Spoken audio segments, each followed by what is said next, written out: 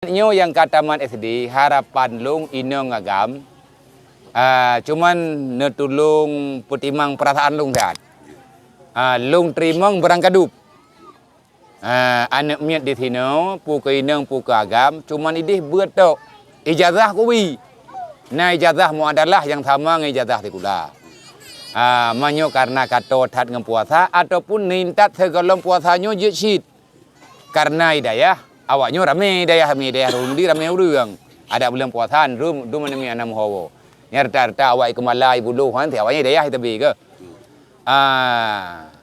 mainan tayang padum drawa so yang tim tapi syarat ji bui tim dang sajan long minimal 7 tahun monya ipluang sagalam 7 tahun nyan ku tetet hoya ipluang han ku domai aji ku cok mai hana ku domai ma ku cok keluarga artinya long bertanggung jawab kan katanya supaya bek tia-tia. Kuput mecih 7 tahun, menyekana ji hidayah 7 tahun, kahai jaga gop droi ka terjaga.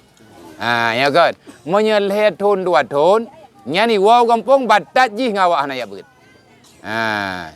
Payah ne pak sawak nyo bitim ja. Bono long kalan na bapak TNI no. Bahasa je bahasa je. Jut. Nyo awak nyo kan, nyo ne data le dro ne yang hai tim ja udayah ne lapor balung kunuk kirim bak poreh. Be muewe kampung nyo je ke penyakit. Ita nyo hana moho taho tu. Ta nyo yang tuha ma ayah hai.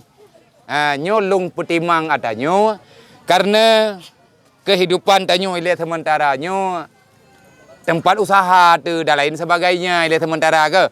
Jadi anak miak nyo bek tinggal lang kampung, bek tinggal lang pengungsi. Mu masalah tengok. Lebih raya bala rela awaknya ngan bala ia raya berusaha. Rela rumah je tak pegai kelai. Abih peng tak minta kelai. Rela kena artinya hor nak ba. Nya ke? Yang kenyan taga yang je kamu sampaikan lebih dan kurang nyo kamu lagi mah. Nyo payah metren kedih pu. Payah rabo kalau merempok. Lenyan Paluh Raya. Paluh Raya. Mungkin kamalam-malam tu payah merempok nguringan lihat. Jid mana?